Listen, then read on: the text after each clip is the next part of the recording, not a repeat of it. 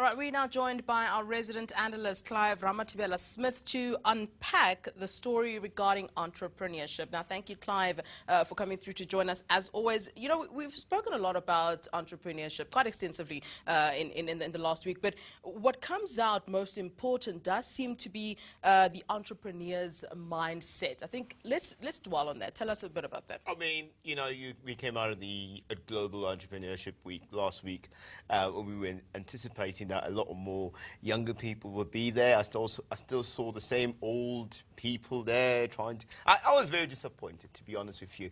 But what I seem to understand now about the African continent and what we expect out of the entrepreneurs that we have here is the difference in thinking. We need to shift and change from colonial type thinking, from the reversed type of mindset that you need capital to start a business, that without money you can't make money. Those are just theories now. They're not actually things that take place. So the question is, are entrepreneurs thinking collaterally? Are they moving outside the box to make sure that their business that they're supporting, their business that they want to go into, they can actually establish without needing a lot of capital to start off with? And that's where we need to be going. Now, you know, how can an entrepreneur determine if they are left or right brain thinkers? I mean, I know it's a rather odd question, but how important really is that as well? Yeah, well, the first thing is to define what it is to be left brain thinker or to be right hand thinker. And the most important thing is to remember that anything you do with your left seems to be like intelligent, and anything you do with your right seems to be more like creative. So when you talk about things that you do on the left hand side, you've got entrepreneurs that are actually good administrators. They can actually apply the principles, and they can understand the logistics, they can understand how to get themselves around business. However, if they don't become creative, which is what the right brain does, which is coming up with colors, coming up with ideas, psychology that is different about how to actually influence your mindset.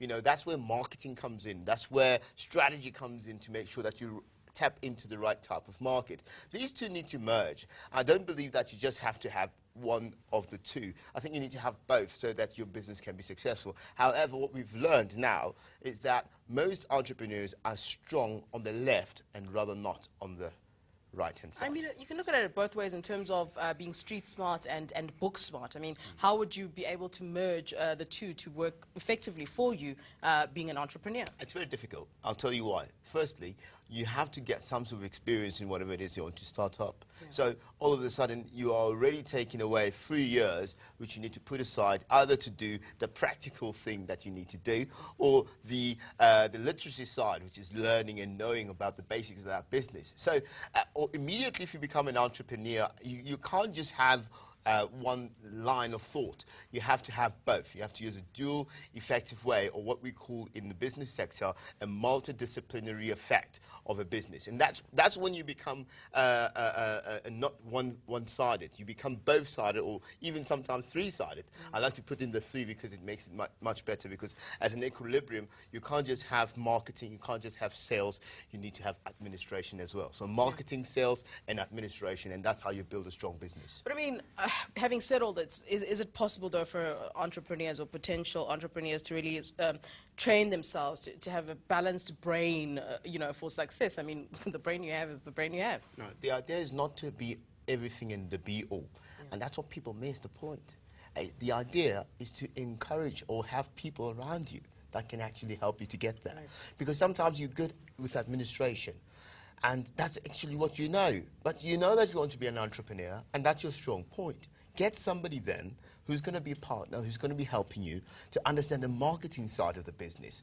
Get somebody then who knows how to sell the business, the concept, the strategy to other clients, so that they understand it. So you don't have to be sitting and having a multiple of understandings. You need to have the right people to actually translate that into business. So entrepreneurs, the biggest mistake they make is because they want everything to be their own. They have to keep it close to heart because it's my business. I started it. It's my thing. No, it's not your thing. If you want to be an entrepreneur, entrepreneurial, you need to start learning how to share. And part of learning how to share is sharing responsibilities that you're not strong at, so that you give other people opportunities so that can help you to build this business. And I hope that this is what Africans will be doing going forward, instead of having a single-minded thought and simply because I'm making R2 a month, that's what I'm going to keep making for the rest of my life. If you can create a platform for other people to plug in so that they can create your business, then you'll be a much better entrepreneur and you can do much better for the rest of the African continent.